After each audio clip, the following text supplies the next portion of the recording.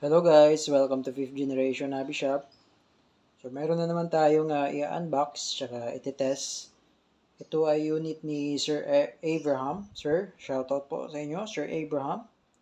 Ito po ay T-Rex semi-automatic version. Okay? So ayan, i-unbox na natin ang unit ni Sir Abraham.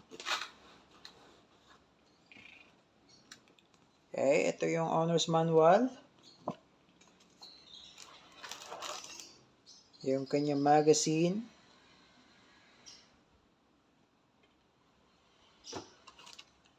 Tapos, ito yung backplate naman. So, ito po ay magagamit nyo para sa optic sight. Okay, so si Hi-Kappa T-Rex may kasamang backplate para sa, may kasamang mounting plate para sa optic sight. So, ito po yung mounting plate. So, kung gusto nyo pong maglagay ng optic sight, tago nyo po itong mounting plate kasi magagamit nyo po ito. So, ito yung unit. Hi-Kappa T-Rex semi-automatic version. Made in Taiwan. 5.1 barrel. Fiber optic sight. Front and rear. Ayan. Stipple grip. Magwell. Beaver tail safety. Ambidextrous manual safety. Picatinny rail for accessories. Flashlight, laser lights. Threaded barrel for tracer units.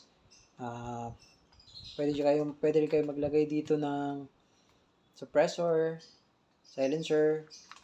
Ayan. So, ito po yung nare-remove din to. Itong rear sight. So, nare-remove yan. Adjustable rear sight also. Elevation. Ayan. So, ang kanyang manual safety is ambidextrous. So, ambidextrous. Magkabilaan po yan. So, kung kayo ay left-handed, ayan, you can access the manual safety. Then, it's working po yan. Okay, and then, ang beaver tail, working din yan. So, kapag hindi engage, pag kinalabit mo yan, siya papalo. Unless, i-press mo to, yan. Ayan. So, working ang beaver tail, working ang ambidextrous manual safety. Okay. Hi-Kappa T-Rex, unit of Sir Abraham. Okay, and then, ito yung mga kasamang package. 0.23 grams, 4,000 shots. Ito yung freebies. And then, ito naman yung number 12 na standard power na green gas.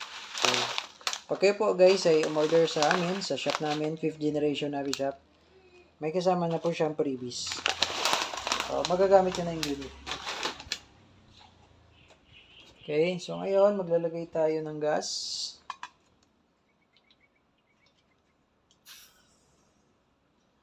One, two, three. Okay, upside down. 3 segundo lamang. So, wala po siyang singaw.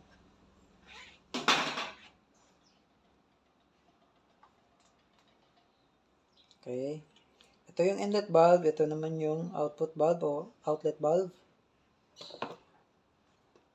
Ayan, lalagay natin ang bibis.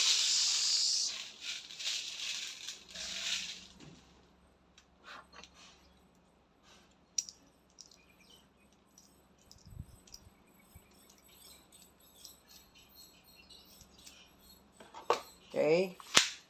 So, ayan, before natin i-test, ito po yung Hi-Kappa T-Rex. Hi-Kappa T-Rex na semi-automatic version lang. Okay, meron din kasi tayong Hi-Kappa T-Rex na ganito. Ganitong ito, all black, na may full automatic. Okay. So, kung napapansin nyo po yung sa mga dati naming video, meron kaming Hi-Kappa T-Rex na may full automatic. So, itong part na to, ito yung switch niya. Okay? So, this part nakita nyo, nagsasabay siya. So, ibig sabihin, manual safety yun.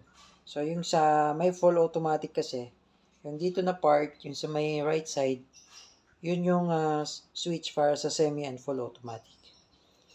Okay? So, ito po ang unit ni Sir Abraham. Kay Kappa T-Rex.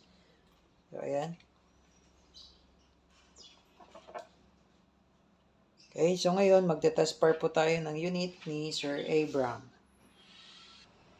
Okay, Sir Abraham, test par po ng High Kappa T-Rex. Ayan. Semi-automatic.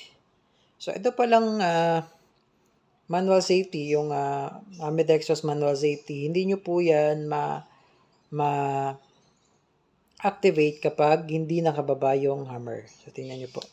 So, hindi nyo siya ma-activate, fully activate. So, kailangan nakababa yung hammer, no? Bago mo siya ma-activate. Ayan. So, ayan. Working yan, safety. Or, pwede mo rin siyang ikasa, no? Pwede mo siyang ikasa para bumaba yung hammer. Ayan.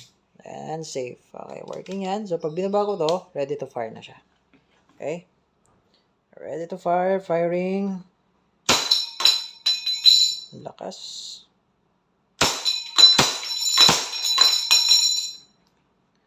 Wow. So, ubusin natin yung bala.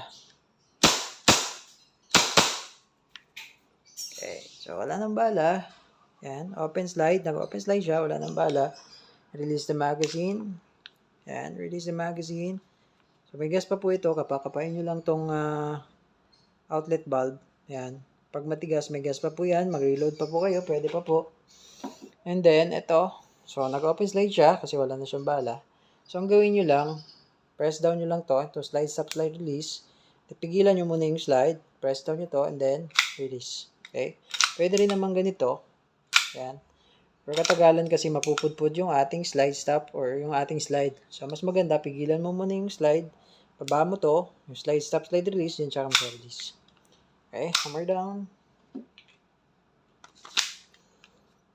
Okay, Sir Abraham, okay na po ang unit. 100% in good condition po. So, na-test po natin yung unit. Ayan. So, okay po siya. Wala po siyang problema. In 100% in good condition. Wala rin singaw yung magazine. Okay? So, this is brand new po, ano? Okay, so thank you po Sir Abraham for choosing 5th Generation Hobby Shop. Kung if you have more question, message lang sa aming page 5th Generation Hobby Shop. Thank you po.